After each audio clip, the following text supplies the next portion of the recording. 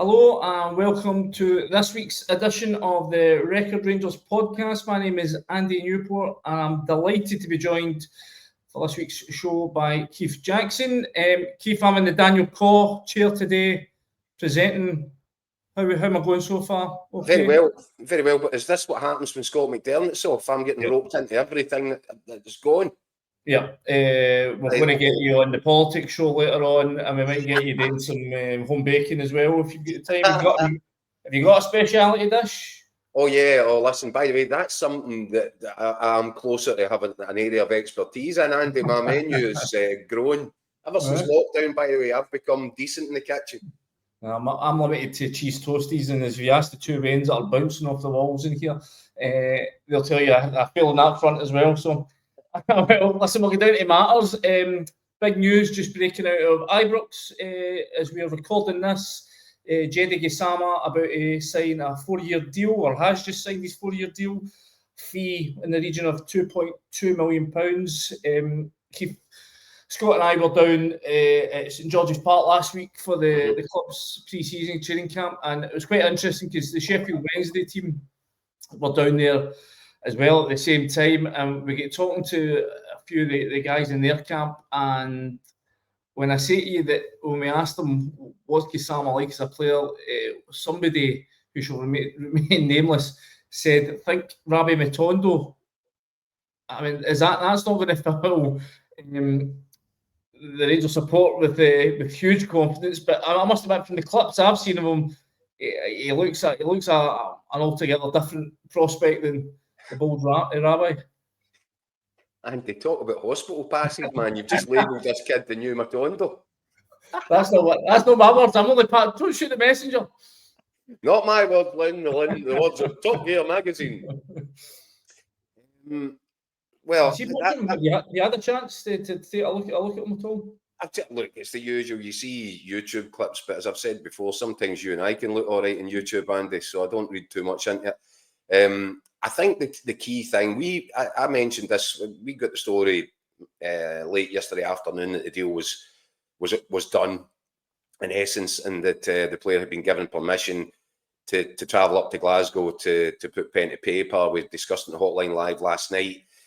And one of the things that I was saying about it, Andy, is where I think Rangers supporters have reason to be cautiously optimistic with this rebuild is there seems to be a real strategy and structure to everything that Rangers are doing. There's a similar profile to the players that they're looking for in various positions. It's joined up thinking, and this is a club that's adopted the scattergun approach to transfer windows for as far back as I can remember. You know, the summer of Sam Lammers, all that carry on with Michael Beale. It has just been throwing mud and hoping something sticks. Whereas these names might not be in isolation terrifically exciting, headline-grabbing names, but it's all been done as a means to an end. I'm looking at all the wingers, and there's been, God, you'll know more than me, Andy. I don't know how many wingers have been linked with Rangers over the last week, but there's a recurring theme to all of them. They're jet-paced, they're direct, they like playing out wide. I know that's an obvious thing to say as they're wingers, but you've seen yourself with Michael Beale had the two inverted wingers playing as two number 10s. These are more, I guess, traditional wingers in that sense of the word. But this boy in particular, he's got a very interesting pedigree, a graduate from the PSG Academy. He's not a bad start. I think he made it into that first team, albeit 1 or 2 games. But that was at a time when they had Lionel Messi and Kylian Mbappe and Neymar. So you wouldn't expect a kid from the academy to come in and hold down regular starting place there. So I think it ticks a lot of boxes. I think the most encouraging thing, as I said, from a Rangers perspective, the Rangers fans, I think they're looking at this, they're seeing, okay, Russell Martin, his first job was trying to fix the defence a little bit. And he's gone for players that are all similarly profiled there, into the a lot of physical presence. I think a fair bit of pace. They're athletes. Big Manny Fernandez is an absolute unit. and he's talked about. I sat across from last week, an absolute, as you say, a unit, 6'4", and maybe another couple of inches on top of that as well. Well, the same with Nasser and Djeidi as well. I mean, these are, you're talking about that sort of, how do you call it, that profile that he's looking for. I mean, these guys, especially defenders, he's going for size and physique, because it remains to be seen how they line up quality wise. But in terms of being beaten there, I can't see too many of that. I mean, they are all of a big stock. Yeah, and so there you go. That tells me that they're working towards a clear structure. That this is what they want. This is the identikit. And I think, Andy, I know a lot of this stuff is data driven now, right? And I think there was a period, as I was mentioning it in the show last night, Hotline Live. I think it was almost a full calendar year Rangers went under Philip Clement without scoring a goal directly from a corner kick. That is awful. If you're trying to compete, I don't care what league you're in and what you're trying to compete for. If you're not scoring goals from set pieces, you're up against it right from the start. And I think that has been something that's been identified here. A greater physical presence. It's definitely something that's been worked on. I mean, some whispers here in the last few weeks that, despite Philippe Clement talking last season about how there's what a spell, I remember massive press conference that they're going to hire a set piece coach. This is this new fad down in England, guys getting in these specialist set piece coaches. He said no, because I love doing it, and you can never really see any evidence of that. And no evidence. Yeah, the whispers were that they didn't really do too much yet. Well, I can tell you, having sat through one of the training sessions last week, they spent a good half an hour whilst trying to squeeze in all the other aspects of the training, that the style of play that Russell Martin wants to implement this season. They spent a good half an hour, and it wasn't just corners, it was free kicks, wide free kicks, central free kicks, just trying to... they've obviously brought in Mike Williamson, the former Carlisle coach, I think it was, former Newcastle defender. I think that's going to be his big focus, is just, because as much as Russell Martin wants to come in and play this, possession heavy, expansive, fluid brand of football, we also realise I think, having had that torrid time down the Premier League, is that any opportunity you can get to score a goal, you've got to take it. And set pieces are such a huge part of that. And also defensively, I think Rangers were suspect a lot last season from set pieces as well. So I think it's been a big area that they've identified has to be strengthened on the training ground, but also recruitment-wise, as you say. Well, so rewind a bit. So Giga and Fernandez, right? A couple of monsters. Now, they're going to, you would like to think, because of their physical attributes, get their head on most things, whether it's in their box or the opponent's box. I think they've both shown an ability to score goals as well as defend their own area. I think Fernandez gets something like 5 or 6 goals last season, which isn't a bad contribution from a centre-back. And, that's at Peterborough. So how many corners can Rangers expect reasonably dangerous set-piece positions to pick up? I'm going to put my kind of reputation at stake, not of as much of that, but say that Rangers on a week-by-week basis are going to pick up more of these situations than Peterborough did. So his chances should be multiplied there. And I just think it makes perfect sense. So then you look at what have they gone profile, and the guys have picked up for midfield. Well, they've already got a couple in Raskin and Diomande, very good in the ball, and they're actual ball carriers as well. But they've added to that with Joe Rothwell and Thelo Asgard, and they're similar. They're guys that can get in the ball and that can move with the ball at pace. So there's the identikit for what he's looking in that central area of the pitch. And then you've got out wide, he's looking for flying machines. Guys that are direct, guys that carry a goal threat themselves, but can also assist.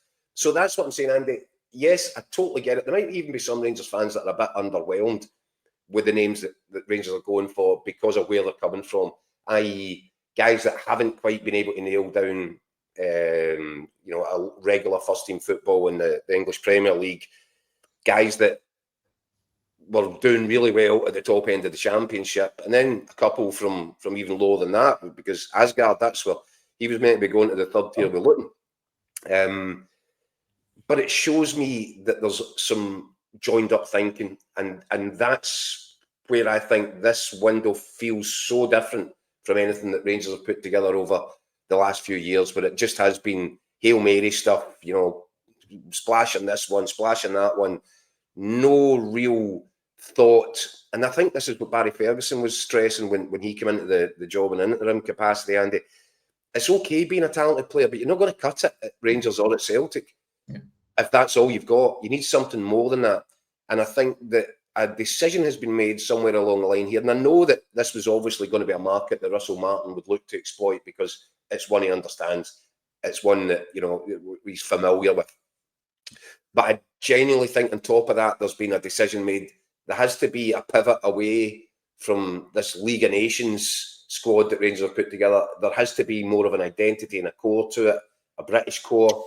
And clearly that's what they're trying to achieve here. And I think Rangers should be all the better for it.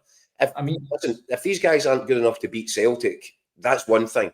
If they're good enough to beat everybody else more regularly than had been the case in the bread and butter games under Clement, then Rangers will give themselves a chance in the title race. They'll stay competitive, which is something they haven't managed for, you tell me, Andy, I don't know how many years now. Yeah, I mean, you're definitely right. There's a patchwork feel to this squad when you've got 5 managers worth of signings tallied up and sight on top of each other and no real direction. There definitely does feel like they're moving in one direction there. You know, I mentioned Rabbi Matondo's name, and nobody sums up just the haphazard nature of Rangers signings. The fact they've got this guy on, you know, eye-watering sums of money, like led to believe north of £30,000 a week. I mean, and I know I mentioned his name earlier on. I don't think too many Rangers fans would be sorry to see Rabbi Matondo leave, but on Gassama, I think, as much as I mentioned that name there, looking at all the Sheffield Wednesday supporters, the feedback from them, they're not gutted to see this guy go. They think this guy has got real potential. Rangers are getting him at a snap, as I say, £2.2 million. They believe this is a guy that, with the right coaching, with the right development, with a wee bit of patience perhaps, that could, you know, see that value sort of soar. I mean, I've heard somebody saying that one of the Sheffield Wednesday fans saying that Rangers are getting a £10 million player for 2.2. Obviously, they've got their financial worries right now, but I mean, just in terms of, you're saying signing for England, that there has been this scepticism about going down that market again, given some of the misadventures they've had in England of late. But when you can get guys, when you can take advantage of, whether it be buyout clauses or guys come to the end of their deals, the sort of way that some of Rangers' best talent has been sort of poached from them in recent years, just because of bad mismanagement off the pitch, and you've got to say that's encouraging, don't you? I mean, finally Rangers are playing the game that other people have been playing them at and beating them at. I think you're right, Andy. Also, I remember when we broke the news of the 49ers and the takeover and Andrew Kavanagh, I think one of the things that we said right from the onset was, don't expect Rangers to go crazy in terms of throwing money, silly money around in the transfer market. That ain't going to happen. What they will do is try and spend smart money. And I think that's you're seeing signs of that as well. Now, look, the proof will be in the pudding, and we'll need to see what it looks like on the pitch before anybody can reach any conclusion on whether this has been a good recruitment drive or a poor one. And there will be flashbacks to, you know, this feels like Mark Warburton, Mark II a little bit, because that's where he did his shopping. But it's probably the last time since the Mark Warburton summer that there has been such a clear identity and, you know, strategy to what they're trying to put in place. How it looks on the pitch is going to be the acid test, and that's where the Rangers fans will get to decide if they like it or if they don't like it. But I'm just saying, from looking at it from afar, you can see what they're trying to achieve here. And I've looked at Rangers in a state of bewilderment over previous summers, really struggling to understand who was putting it together and if there was any definitive sort of plan to what it was that they were trying to assemble on the pitch. This summer feels different.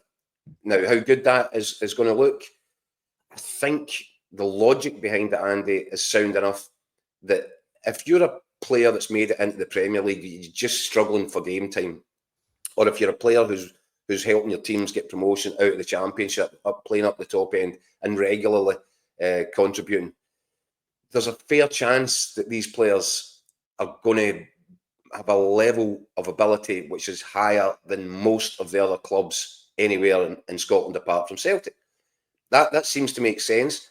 But there is this other thing that Barry Ferguson talked about, the sort of X factor, can you cope with the weight of the jersey? And Russell Martin will make assessments. I'm sure that he'll have done kind of character due diligence on all these signings. You have to do that. But you never know until you've actually put them in the shirt how they're going to respond to it. And this unique environment that we have in Glasgow and in Scottish football. I think it looks to me as if they're doing a bit of due diligence. It looks to me as if they know what they're aiming for. And that was always my criticism of the previous regime, Andy. I always felt if your recruitment department actually doesn't know what it is that they're looking for, then how can they hope to find it? At least this time, this recruitment drive seems to be being based on something which has got a little bit more of an organised feel to it. I mean, I suppose Russell Martin, having played up here, will know the very requirements, will know what happens to weak characters in that Ibrox dressing room and that suffocating pressure levels that Ibrox can impose when things aren't going well. I mean, just in terms of somebody who seems not to have been able to cope with that, Robin Proper, reports coming out of Holland yesterday, I think it was, saying that he's really looking for a payoff before he goes back to FC20. Can't blame him for that, Andy. I mean, Rangers this is what I was going to ask you, Keith. I mean, I've seen a lot of comments. I mean, even I was writing the hotline for tomorrow's paper this morning, and there's a couple of comments in that going, this guy's got a nerve, he's got a cheek, how dare he be looking for a payoff? At the end of the day, Rangers made rightly or wrongly, whether that was the best decision that could be made last summer by Nils Coppin and Philippe Clement. They gave this guy a 3-year contract. They're now trying to get him shot back to FC20, who expect they might be able to come up with £1.5 million to sign him, but they certainly can't match whatever wages he's on. He feels that he's due, if he's to leave, he's due, reportedly, I should say, that he should be getting the full whack of whatever he's losing out contract-wise from Rangers. I mean, this is the position Rangers found themselves in last summer. This 800 grand, so-called 800 grand they made for selling 5 players. It was nowhere like 800 grand, but it was multiple times of that. But they then had to turn around and give most of it back to the players that were given away because of these, frankly, over generous, if there's a kind way of saying it, some might say ludicrous contracts that they've been dishing out recently. Even think about Connor Goldson, as much as he was a stalwart of the team that won the league, they gave him a 5-year deal, and then 2 years through it realised that his legs had gone. So, I mean, as you say, some of the long-term planning and certainly the financial aspect in terms of the money that the previous board were giving out, as you say, 30 plus, upwards of 30 grand a week for Rabbi Matondo, high 20s for Ben Davies, guys that were just, as you say, never cut out for wearing the jersey, couldn't handle Rabbi Matondo can't handle the fixture list, never mind the strains. I mean, he's forever injured, and he's injured again. And it looks like they'll be stuck with him this summer. It doesn't look like anybody's going to come in and buy a guy that's perennially injured. Ben Davies, did well down at Birmingham in the 3rd-tier English football last year, but again, as you say, being cut out for the unique pressures of Rangers, these guys just haven't been up to it. No. And listen, if I was Rabbi Matondo as well, I'd probably be feeling a tight hamstring right now, because the last thing that I need is to take a move, because I know I'm not getting that money anywhere else. That's just a given. The only thing that you can do is hunker down, wait to get put out on loan, and keep the full wage packet. And it's Rangers' fault. These are mistakes that are made by Rangers on both sides, by the way. On a business basis, we're throwing good money after bad, but also on the football side by recruiting players that were just never going to be able to wear the shirt or perform consistently at the level required at a club like Rangers. These are all terrible mistakes. And it's been a perfect storm in terms of mistakes made at board level, mistakes made at recruitment level, mistakes made in the dugout, and that's why if you're Rangers, you can at least look. And by the way, there'll be Rangers fans that don't fancy Russell Martin as well, and we know that. But I think they can at least look at this and say, well, at least we see what they're trying to do. Whether or not they can do it, Well, that remains to be seen. But at least they're moving towards something that looks like common sense. And I think they should benefit from that. And as I said, if these players, if they can just be better than everybody else, apart from Celtic, then they'll make that by the logical conclusion to draw from that is they will actually get involved in a serious challenge at the top end of the league. And it'll be really interesting because mentioned on the Hotline Live as well, Andy, look at Hibs breaking, record transfer fee this summer. Aberdeen have put together a deal that would see them break their record transfer fee this time next year. I think they might even have an obligation to do it. Look at Hearts with Tony Bloom and Derek McInnes. These teams are tooling up. And I think it's because at last the penny seems to have dropped that if you can be the third best team in this league, you're guaranteed access into Europe, potential group stage football and European competition, and that's where all the money is. And I think that the realisation, rather than moaning about bad TV deals and commercial tie-ups and all the rest of it, it is what it is in Scotland. So get out of Scotland, get into Europe. That's where the money is. That's where you unlock small fortunes. And I think it bodes well for what the league might look like next season. I think it's going to be really competitive. But Rangers being able to get in this level of player, even though I was mentioning Andy in a column, I think it was 30 years ago this week, you had Rangers fans reaching for the tins of peroxide because they just signed Paul Gascoigne. We're talking about a different level and a different, this is a different era entirely. So there's not that same level of stardust or excitement about what they're doing, but there does seem to be a strategy. Sure, I've seen the pictures of wee Scott with the blonde barnet, so we'll need to dig them out. We'll need to dig them out for you for the next time you write that. Oh, wow. Just in terms of, in terms of the guys that obviously we spoke a wee bit some of the incomings, some of the outgoings. In terms of the guys that are already there this season and the part that they've got to play, I've just written up some quotes that'll be online now. That they'll be going in tomorrow's Daily Record from. Excuse me, turn this off. First, schoolboy error. Haven't leaving the phone on.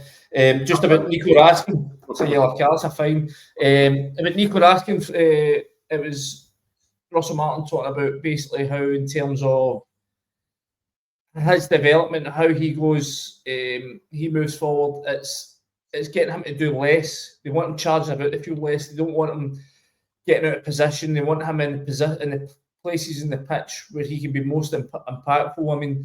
I must say that battle for midfield, as much as Nico Raskin was, you would argue, Rangers Player of the Year last year, I've got a real, not a concern for him, but I just wonder how this is going, this midfield balance, because it's really competitive now. You get Tello Asgard in there, you've got obviously Raskin, Diamande, you've got Joe Rothwell as well. You've even got Lyle Cameron that can play in there. Many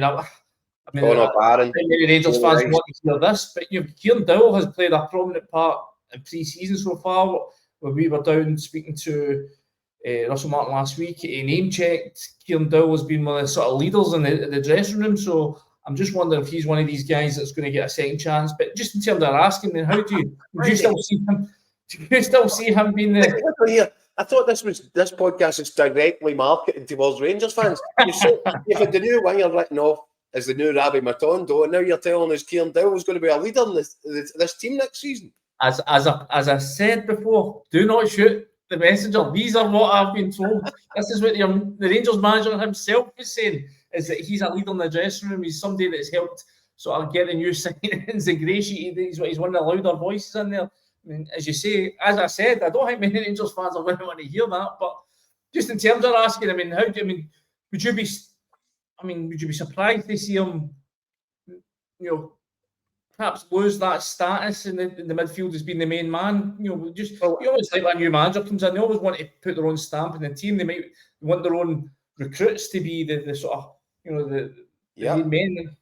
Just look at the pre-season, the footage I saw, the bit of training I watched. Joe Rothwell is somebody I think is going to be really central to these plans, and Asgard too, obviously, with the money they've spent on him. I would agree with you, and it is going to be fascinating. And what I found really interesting, Andy, was in the pre-season opener against Bruges, it was Conor Barn that wore the armband. Yeah. I felt that was indicative of what, I'm not entirely sure, but I would have fully expected Nico Raskin to lead the team out for that game. If James Tavernier was sitting on the bench, which he was. So I found that interesting, and it makes me think, I think they've got an issue with Raskin. And I think until such times as he commits to signing an extended contract, then his place in the squad is, Russell Martin may have to have an eye on what this squad looks like without him. Now, Russell Martin wouldn't need to be a footballing genius to look at last season and to identify that Raskin was by far and away Rangers' best player, certainly in midfield. So his managerial inclinations should be to build around him, 100%. But this is a new Rangers board who won't, or will try desperately not to make the same kind of mistakes as the previous Rangers board. And they've got a player here who has a real market value in Nico Raskin, having just broken into the Belgian midfield, and it looks as if he's nailed on to stay in that midfield and maybe go to the World Cup with them.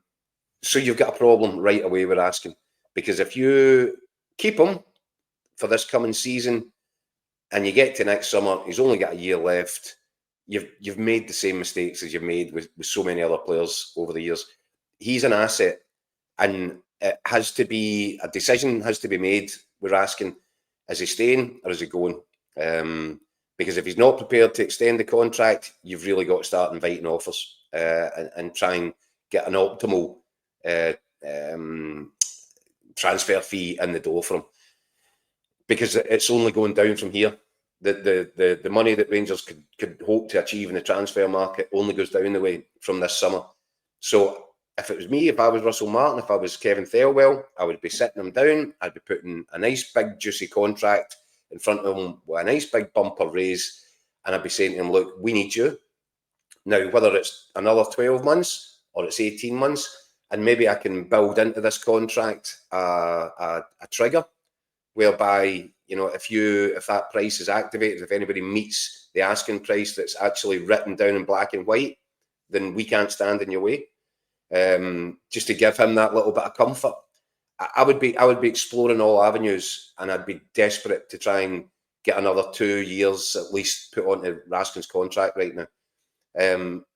If they're not, or if they believe that the player doesn't want to make that commitment right now, or if they feel that financially they don't want to make that commitment to him, then if they're not looking to sell him this summer, they're not doing their business right. And it could well be that Russell Martin is aware of all this and is having to start the process of beginning to think what Rangers look like without Raskin.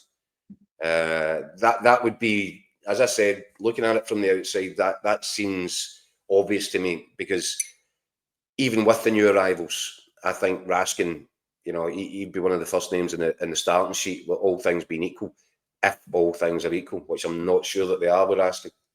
Just in terms of, you know, somebody that you would have thought would have been a first name in the team sheet only this time last year. I mean, like Jack Butland, I think you're right when you say they've got a decision to make in Raskin, but I think they've got potentially an even bigger decision to make with Jack Butland, because if he's not going to be the number one, then you're sitting there with a guy again who's one of the highest earners in the squad on the bench, and Rangers just can't be afford to be sitting paying 30 grand a week to a guy, a goalkeeper, or have him sitting on the bench. I mean, having had a look at him down in pre-season, there was a lot of ball work that he was involved in, even just the sort of warm-up drills, because that's obviously going to be a big key aspect to the way Russell Martin plays. The goalkeeper has to take part in those build-up phases, and so I mean, he looked confident, he looked sharp. Some of the saves we've seen him make, Scott and I, you say, this guy looked a lot more confident in himself than certainly he did in that sort of last stage of last season, where his form was just shot. But these are bounce games, these are training games.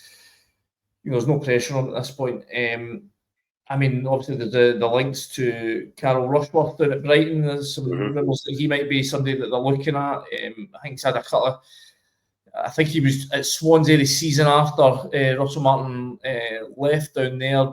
But I think did fairly well when he was on loan down there. It was their player of the year, I believe, a couple of seasons back. So, I mean, do you think, can you envisage Rangers starting with Butland and or getting beyond the window closing with Butland still being the number one, or do you think just given the way his form collapsed last season, would that be a gamble to stick by him, knowing that one bump could perhaps spark another avalanche of form?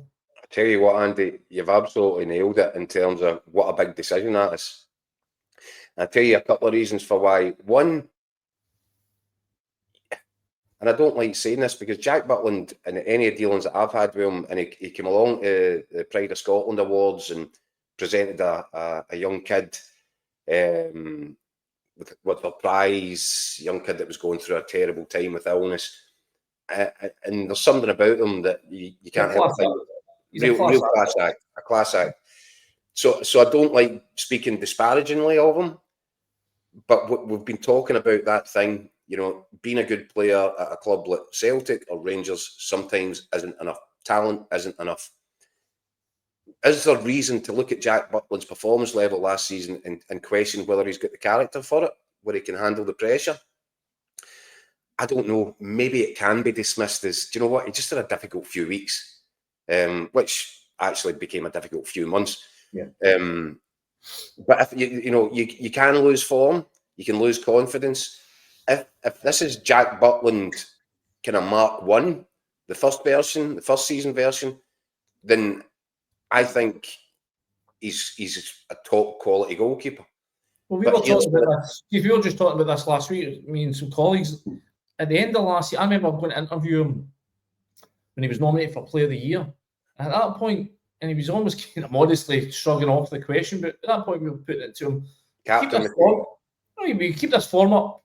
I mean, he's only 8-9 months in, and this was his only blemish at that point had been that Adam Ida goal that he conceded in the 3-3 game at Ibrox, which in terms of the howlers that he's chucked in more recently, you wouldn't really put that up there.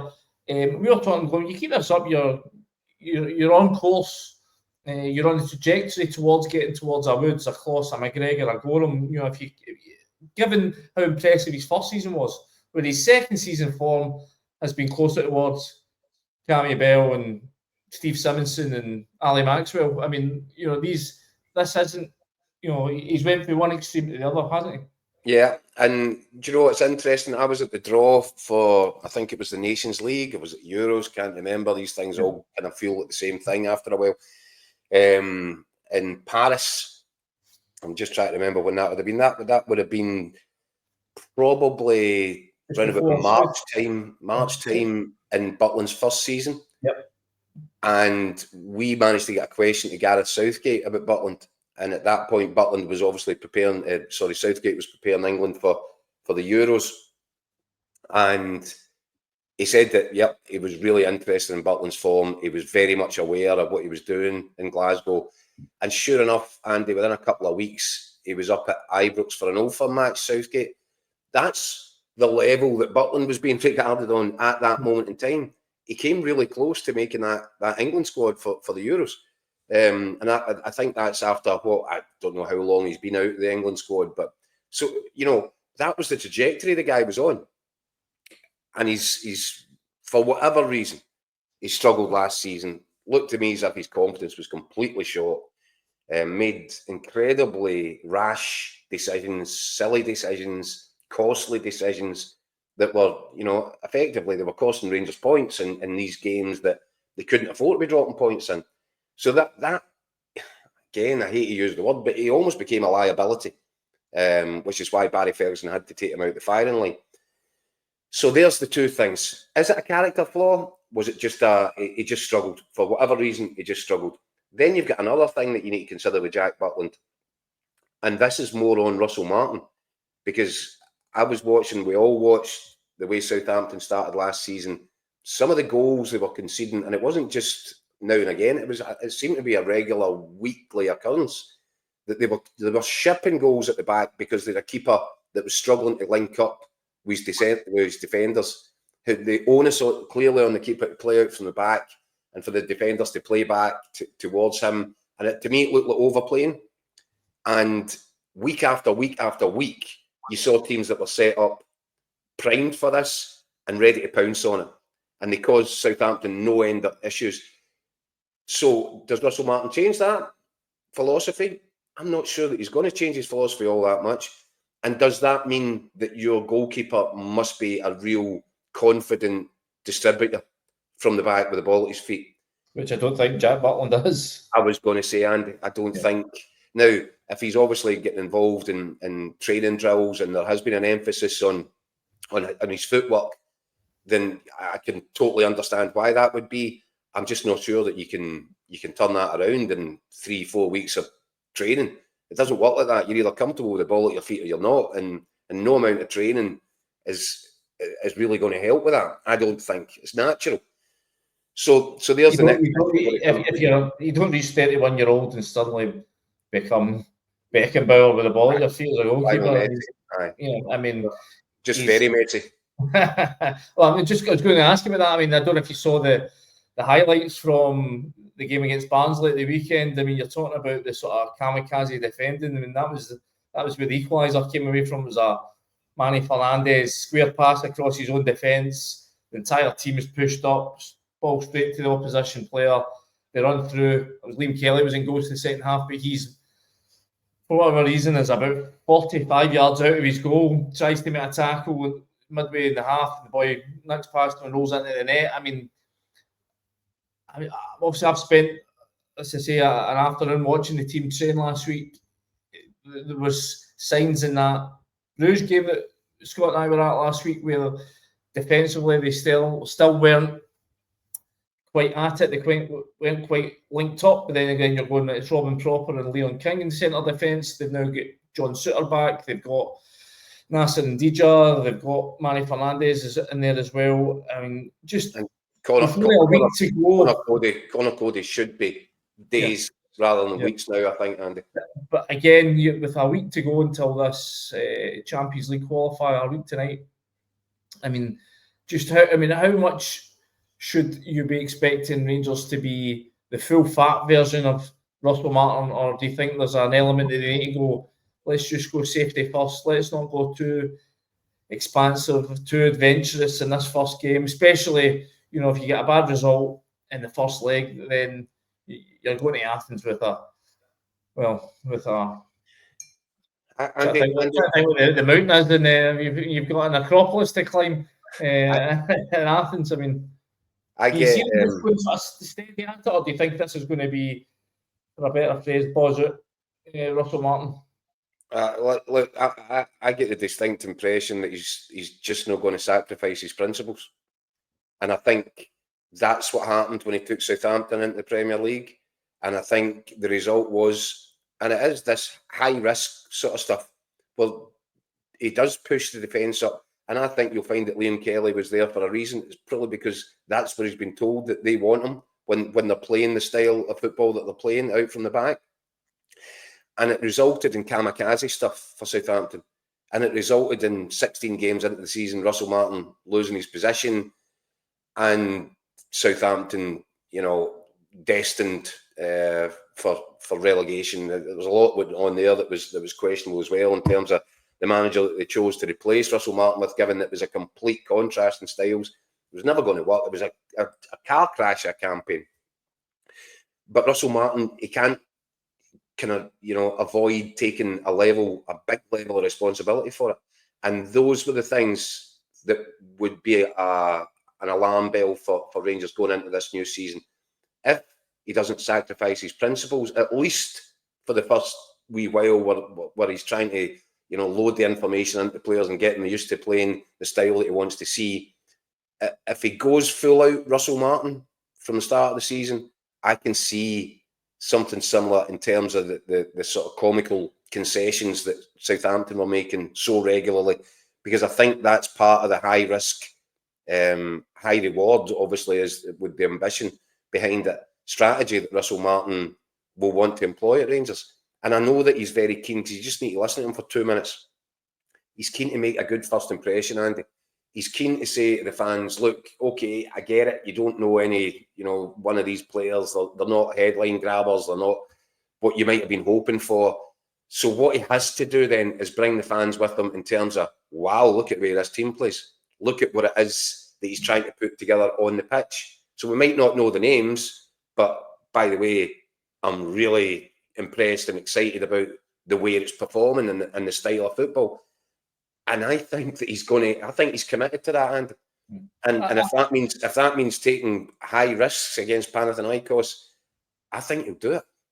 I think you'll see signs of him learning. When he spoke about that, I mean, if you remember him, he was on Monday Night Football on Sky with Jamie Carragher, and he was talking about just the very basics of just being a bit nastier, a bit dirtier. If there's a foul to be made on the halfway line and not let a team counter-attack on you, do it. I mean, even just watching him in the training ground, he was chiding a couple of players for dangling a foot out. He says, well, either you tackle them or you foul them.